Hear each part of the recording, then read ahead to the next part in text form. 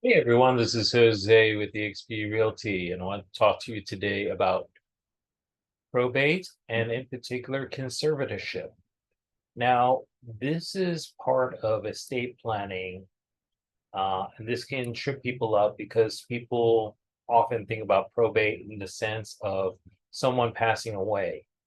But there's also a scenario where someone is considered no longer legally capable of making decisions for themselves. So in that case, a court may decide to grant a conservatorship on the individual or on the estate.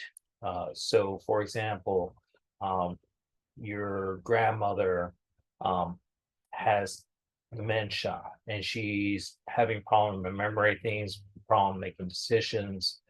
The court may designate a conservator to make decisions on her behalf regarding her estate, which means may be involved in her health care, where she lives, how bills are paid, how her home or homes are maintained, how other properties are maintained, such as businesses.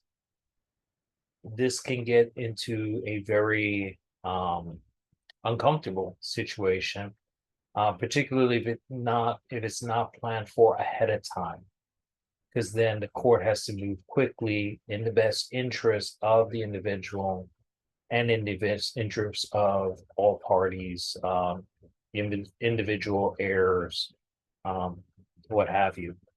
So this is a good thing to consider when you're talking to your estate planning attorney, to consider what would happen if you were incapacitated and how your estate would be handled.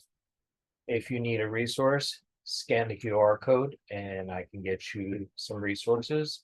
You can also reach me on social media. Feel free to give me a call if you have any questions. Thank you and enjoy this beautiful day.